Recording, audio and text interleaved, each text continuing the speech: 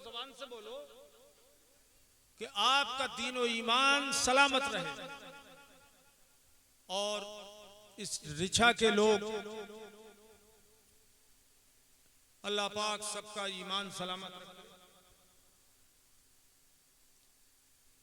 एक मुख्तसर सी हदीस में सुना रहा हूं।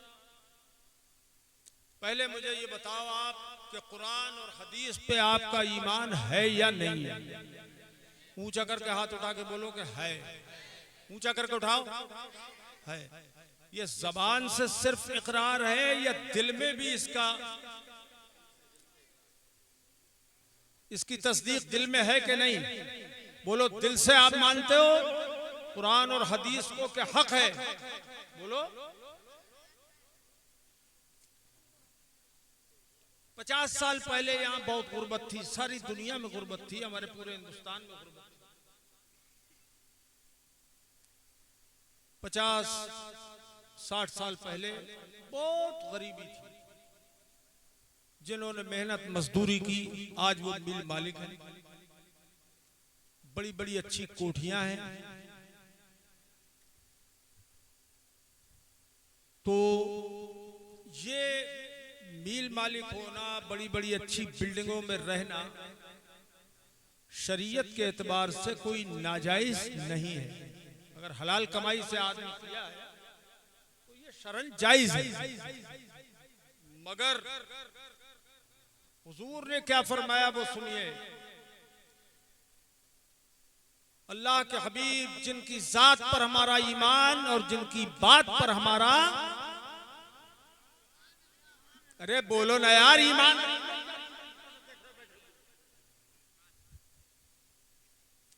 जिनकी जात पर और उनके फरमान और उनकी बात पर हमारा, बोलो, ईमान है। सरकार ने फरमाया, इन्नी खशीतु अलैकुम अन तबसुत अलैकुमुद्दुन्या फमा अन तबसुत अलैकुमुद्दुन्या। सरकार फरमाते हैं कि मुझे इस बात का खौफ है, हुजूर ने फरमाया कि मुझे इस बात का खौफ है कि दुनिया तुम्हारे सामने कुशादा होके आएगी, दौलत के अंबार लग जाएंगे और तुम बहुत मालदार जब हो जाओगे, फतुहलिककुम कमा अहलकतहुम, तो ये दुनिया तुम्हें हलाक कर देगी, तबाह कर देगी, बर्बाद कर देगी, जैसे तुमसे पहले लोगों को इस दुनिया ने तबाह बर्बाद और हलाक कर दिया। क्यों कर देगी हलाक? कि तुम्हारी दौलत को जो मसरफ है वो दीन की खिदमत, इल्म दीन की खिदमत, गरीबों की खिदमत, मगर तुम भूल जाओगे कि हमें दौलत अल्लाह ने किस लिए दी है। एक उसूल तो ये है जो हुजूर ने अता फरमाया, मालदारों को अपनी दौलत पर घमंड नहीं करना चाहिए, नशे में मुब्तला नहीं रहना चाहिए कि हम बहुत मालदार हैं।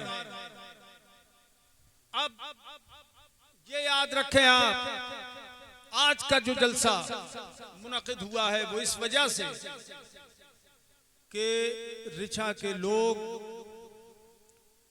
कुछ लोग देवबंदियत की तरफ को बढ़ रहे हैं और देवबंदी बन रहे हैं, देवबंदी बन रहे हैं। वो कहते हैं नमाज वो भी पढ़ते हैं, नमाज हम भी पढ़ते हैं, सुन्नी भी पढ़ते हैं वो भी पढ़ते हैं, नमाज जैसे सुन्नी पढ़ते हैं वैसे ही वो नमाज पढ़ते हैं। तो उनके पीछे नमाज पढ़ लेते हैं जाकर। एक देवबंदियों की मस्जिद यहां पर कायम हो गई बताते हैं लोग, और उसके जो जिम्मेदार लोग हैं उन्होंने एसी भी लगवा दिया, उसमें चंदा भी नहीं लिया जाता है उसमें नमाजियों से कि भाई आप इमाम साहब के लिए जो वजीफा दिया जाता है उसमें हर महीने पैसे दे दिया करो, वो भी नहीं होता है। ऐश आराम बहुत है।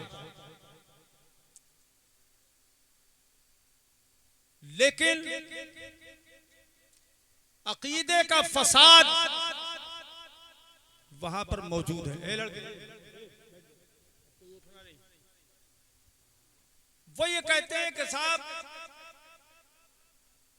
देवबंदियों ने, मौलवियों ने क्या लिखा, हमें क्या पता क्या लिखा, हम तो उनका नाम भी नहीं लेते हैं। हमारे यहाँ तो 10 साल से उनका नाम नहीं लिया गया है। अशरफ अली थानवी का नाम, कासिम नानोतवी का नाम, रशीद अहमद गंगोही का नाम, तो ये खलील अहमद अम्बेडवी, इन लोगों का नाम हमें नहीं मालूम, हमारे यहाँ नहीं लिए जाते हैं। ये बात कहते हैं। मेरे अजीजों, और सरकार आला हजरत के नाम से वो चिढ़ते हैं।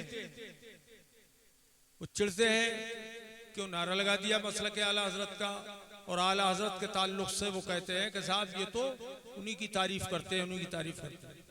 चलो मैं कहता हूं भाई, आप ये बताइए कि आला हजरत हमारी नजर में नबी तो नहीं है, रसूल तो नहीं है, पैगंबर तो नहीं है। वो एक आलिम रब्बानी, आलिम दीन है, मुजद्दिद है अपने वक्त, जिन्होंने 1000 से ज्यादा किताबें सुन्नियत की खिदमत के लिए लिखी। बस इतना है।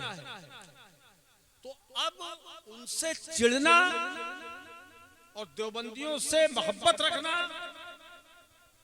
ये गुमराही की बदतरीन मिसाल है। और जब जो कभी नहीं आई यहां पर देवबंदी और तबलीगी जमातें, वो रिछा में घूमने लगी, और सुन्नियत के कुछ ठेकेदार हैं, वो उनका साथ देते, वो उनका साथ देते। ये मुसलमानों, ये तुम्हारे ईमान पर डाका डालने की सूरत है। आज मैं तुम्हें ये बताऊं कि देवबंदियों के कितने गंदे और घिनौने अकीदे हैं। सुनना चाहते हो ताकि फर्क पैदा हो जाए, मालूम हो जाए कि ये कौन लोग हैं। क्यों भाई, सब लोग बोलो, सुनना चाहते हो?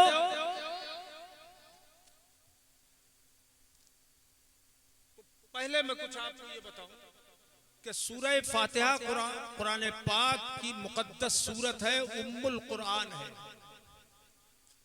ये हर नमाज की हर रकत में पढ़ी जाती है, और इमाम के पीछे हम लोग नहीं पढ़ते हैं सूरह फातिहा के। क़िराअतुल इमाम लहू क़िराअतुन, इमाम की क़िराअत मुक्तदी के लिए काफी है, नहीं पढ़ी जाएगी इमाम के पीछे। लेकिन अलग पढ़ेंगे हम, तो हर रकत में सूरह फातिहा अलहम्द शरीफ पढ़ते हैं। अरे मेरे लाल क्या हुआ है, देखो यार बार बार अब ये अच्छा नहीं है। तुम सुन्नी मुसलमान हो, अपनी अहमियत को पहचानो। अब ये बातें जरूरी सुनने की है, तो उसमें अल्लाह पाक ने हमें क्या तालीम दी है। हर रकअत में अल्लाह की बारगाह में ये दुआ करो, इहदिनस सिरातल मुस्तकीम,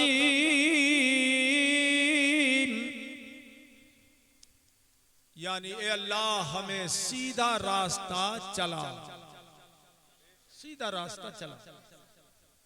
सीधा रास्ता सिर्फ इतना अल्लाह पाक बता देता तो हर आदमी ये कहता, हर फिरके वाला, कि मेरा रास्ता सीधा। देवबंदी भी, गैर मुक़ल्लिद भी, कादियानी भी, राफजी भी, नैचरी भी, सब कहते कि मेरा रास्ता सीधा है, जिस पर मैं हूं वो सही है। कि अंधे को सावन में भी हरा ही हरा नजर आता है, कि मेरा ठीक है रास्ता। लेकिन कुरान पाक ने जो इसकी तफसीर फरमाई, इस आयत की अगली आयत, इससे अगली आयत में अल्लाह पाक ने ये वाज़े कर दिया कि सिराते मुस्तकीम का माना सीधा रास्ता। अपने तौर पर तुम नहीं समझ सकते, जो खुदा बता रहा है वो समझो। सिरातल्लज़ीना अनअमता अलैहिम, सीधा रास्ता वो उन लोगों का कि जिन पे अल्लाह पाक ने एहसान फरमाया है, और जो अल्लाह के खालिस बंदे हैं और जिन पर अल्लाह ने एहसान फरमाया, यानी वो सालिहीन का रास्ता। सुनो वो कौन सा रास्ता? तो अल्लाह पाक ने दूसरी आयत में फरमाया, उलाइका मअल्लज़ीना अनअमल्लाहु अलैहिम मिनन नबिय्यीन वस्सिद्दीक़ीन वश्शुहदाኢ वस्सालिहीन।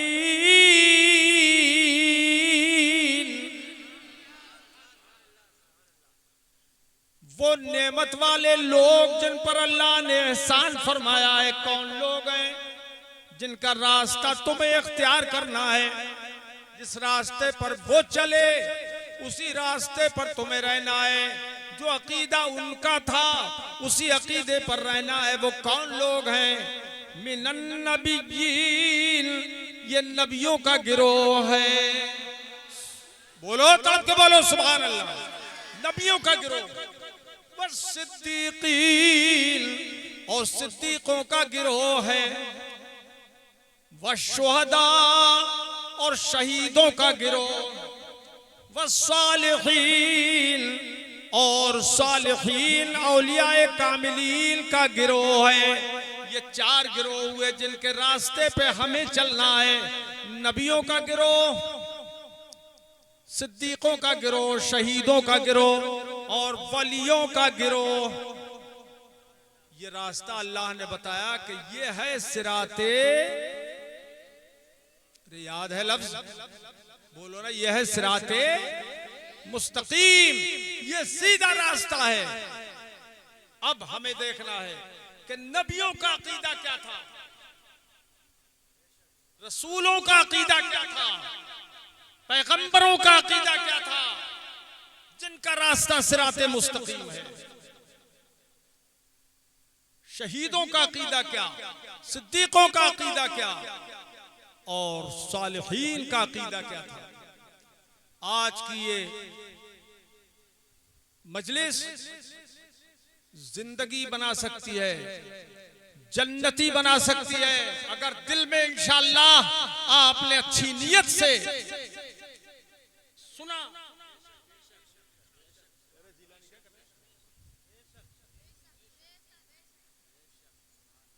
ये जन्नती भी बना सकती है महफिल कि हम अल्लाह का रास्ता जो उसने बताया है हम उसको जानने के लिए बैठे। हज़रात, अब हम कुरान अजीम में देखेंगे कि नबियों का अकीदा क्या था, रसूलों का अकीदा क्या था। तो आप हजरत सुलेमान अला नबीना अलैहिस्सलातु वस्सलाम के जमाने में चलिए, तसव्वुर में चलिए। पूरी दुनिया के मालिक थे हजरत सुलेमान को अल्लाह ने सारी दुनिया की बादशाहत अता फरमाई थी। बोलो मालूम है? अरे मालूम है, कुछ बोलो। मुल्क सबा में एक औरत रहती थी, उसका नाम था बिल्कीस। वो और उसकी सल्तनत के लोग सितारों की पूजा करते थे, सितारों को माबूद मानते थे, सितारों को खुदा मानते थे। हजरत सुलेमान अलैहिस्सलाम को हुदहुद ने लाके खबर दी, एक परिंदा जिसके सर पे ताज होता है, कि फला जगह, मैं मुख्तसर कर रहा हूं वरना वाकया वो तवील है। खबर दी कि वो सितारों को पूछते हैं और वो उन पर एक औरत हुकूमत करती है। तो सुलेमान अलैहिस्सलाम ने एक खत भेजा, उसी परिंदे को अता फरमाया कि जा और उसको मेरा खत पहुंचा दे। परिंदा वो खत लेकर गया, उसमें आपने इस्लाम की दावत दी उस औरत को और फरमाया कि अगर ईमान लाए तुम लोग तो ठीक है, और अगर नहीं लाए ईमान तो मैं तुम पर चढ़ाई करूंगा और तुमको तबाह बर्बाद कर दूंगा। परिंदे का जो खत बिल्किस ने पढ़ा तो उसके बाद उसने मशवरा किया, तो उसकी सल्तनत के लोगों ने कहा कि हम मुकाबला करेंगे। कुछ शरीर लोग भी होते, मगर वो औरत समझदार थी। उसने कहा कि ऐसा करते हैं, हम इम्तिहान लेते हैं कि वो नबी हैं या नहीं, या सिर्फ बादशाह है वो। तो 500 घोड़े, 500 जोड़े आला किस्म के, 500 सोने की ईंटें, 500 चांदी की ईंटें और मुश्क, ज़ाफ़रान, बहुत सा सामान उस मलिका ने भेजा कि हम ये देखते हैं अगर वो सिर्फ बादशाह होंगे तो कबूल कर लेंगे और ठंडे होकर बैठ जाएंगे, कि बादशाहों को तो यही सब चाहिए, और अगर वो बादशाह होने के साथ साथ नबी भी हैं तो कबूल नहीं करेंगे। हजरत सुलेमान के पास वो सब लेके आए और लाने के बाद कहा कि ये बिल्किस ने तोहफा भेजा है। हजरत सुलेमान अला नबीना अलैहिस्सलातु वस्सलाम जलील कद्र नबी है, उन्होंने गजबनाक होकर इरशाद फरमाया अतुमिद्दूननी बिमाल।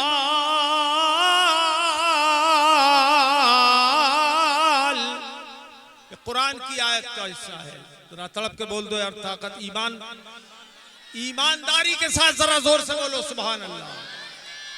तुम माल के जरिए मेरा इम्तिहान लेते हो, मुझे माल के जरिए मदद करोगे। फमा आतानी अल्लाहु खैरुम मिम्मा आताकुम। तो मेरे रब ने जो मुझे दिया है वो बहुत बेहतर है उससे जो तुम्हें दिया है। मुझे तुम्हारा माल नहीं चाहिए, ले जाओ सब और ईमान लाओ। ले गए। बिल्किस ने कहा कि पता चल गया कि वो सच्चे नबी भी, लिहाजा चलो हम ईमान लाएंगे, चलो सब। तो सल्तनत के लोग को लेके वो सुभान अल्लाह सुभान अल्लाह वहां से चल दी। अब हजरत सुलेमान अला नबीना अलैहिस्सलातु वस्सलाम की सुनिए, ये कुरान अजीम है जिस पर हमारा तुम्हारा एक एक हर्फ पर ईमान है। वो जब लेके चली लाओ लश्कर, तो हजरत सुलेमान अला नबीना अलैहिस्सलातु वस्सलाम ने अपने दरबारियों से इरशाद फरमाया अय्युकुम यातीनी बिअर्शिहा।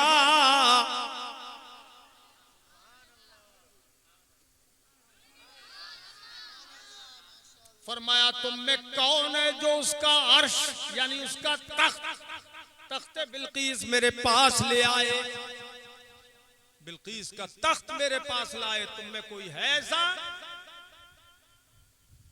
कुरान फरमाता है क़ाला इफ़रीतुम मिनल जिन्न, एक सरकश जिन कहने लगा अना आती कभी क़ब्ला अन तक़ूम मिन मक़ामिक। कहने लगा कि आपका दरबार खत्म होगा उससे पहले पहले मैं तख्त बिल्किस ले आऊंगा। सुभान अल्लाह सुभान अल्लाह। सैकड़ों मील का फासला, और उस वक्त कोई मशीन भी ऐसी नहीं थी कि जिससे बिल्किस का तख्त उठा के लाया जाता। वो भी कहा कि आपका दरबार खत्म होने से पहले, यानी अगर दोपहर तक दरबार खत्म होगा तो उससे पहले मैं ले आऊंगा। हजरत सुलेमान अल्लाह के नबी हैं, उन्होंने देख लिया कि ये जब तक लाएगा काफिला उससे पहले पहुंच सकता है। वो तो करीब आ चुके लोग। तो फरमाया कि और कौन है तुम में जो उससे पहले ले आए, मैं इससे और पहले चाहता। बेशक। वक़ाल अल्लज़ी इंदहु इल्मुम मिनल किताब, सुभान अल्लाह। वो शख्स जो आलिम किताब था, जिसके पास किताब का इल्म था, वो कहने लगा अना आती कभी क़ब्ला अन यरतद्दा इलैका तरफुक, हजरत आपके पलक झपकने से पहले मैं बिल्कीस का तख्त ला के हाजिर कर दूंगा। वाह वाह सुभान अल्लाह। नारे तकबीर, नारे रिसालत, मसलके आला हजरत हजरत अल्लामा सगीर अहमद साहब किबला, हजरत अल्लामा सगीर अहमद साहब किबला, नारे तकबीर, नारे रिसालत, जिंदाबाद जिंदाबाद। पलक झपकने से पहले ले आऊंगा। अब आप सोचो कि पलक झपकने में भी कुछ लगता है, एक सेकंड लगता है पलक झपकने में। आंख खोली और बंद कर ली, क्या टाइम लगता है इसमें। मगर उन्होंने कहा मैं ले आऊंगा। इधर बातचीत होती रही और इधर पलक झपकी कि हजरत सुलेमान ने देखा कि तख्ते बिल्कीस उनके सामने मौजूद हो गया। सुभान अल्लाह सुभान अल्लाह। कंजूसी मत करो, जोर से बोलो सब लोग सुभान अल्लाह। तुम्हारा ईमान है इस पे कि नहीं? बोलो है कि नहीं ईमान? है। कुरान ने बयान फरमाया, कोई किस्से कहानी की किताब नहीं है ये। कुरान ने फरमाया कि पलक झपकने में ही वो बिल्कीस का तख्त हजरत सुलेमान के दरबार में आ गया। सुभान अल्लाह। वो याद रखना कि वो तख्ते बिल्कीस 60 हाथ लंबा, 60 हाथ चौड़ा और इतना ही ऊंचा था, लगभग कमबेश इतना लंबा चौड़ा वो तख्त था जिसमें हीरे मोती जड़े हुए थे। कितना भारी और वजनी था। सुभान अल्लाह। उस वक्त न हजरत आसिफ इब्ने बरखिया जो तख्त लाए थे, उनके वजीर और मुंशी थे हजरत सुलेमान के, वो दरबारी थे, वजीर थे उनके। वो न वो गए, वो वहां से गायब भी नहीं हुए। गौर कर रहे हो कि नहीं? या खत्म कर दूं मैं? मुझे लग नहीं रहा है कि ठीक टाइम ज्यादा हो गया और मुझे कतई अब अच्छा नहीं लग रहा है तकरीर करते हुए। बहुत कुछ आज मैं चाहता था कि इस्लाह कौम की हो, मगर ये लड़के इन्होंने वो टाइम खत्म कर दिया कि मैं कुछ कह नहीं सकता। तो किसी को पेशाब लग रहा है, कितनों को रोकूंगा टोकूंगा? अरे बोलिए आप क्या करेंगे? कितनों का पेशाब लगने लगा?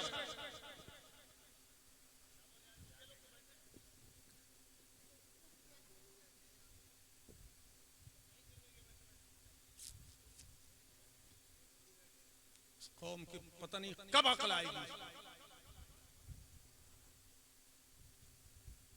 तो एक लम्हे के लिए हजरत आसिफ इब्ने बरखिया गायब भी नहीं हुए। सारा मजमा मौजूद है, दरबार सजा हुआ है, और अचानक देखा उन्होंने कि हजरत बिल्कीस का इतना लंबा चौड़ा तख्त वो सामने मौजूद हुआ। आ गया। अब मुझे कहना यह है मेरे अजीज कि हजरत सुलेमान ने जब देखा तो वो तो जानते थे कि लाने वाला है आसिफ। सुभान अल्लाह। लाने वाला है आसिफ मेरा वजीर, और उसी ने कहा था कि पलक झपकने से पहले मैं ले आऊंगा।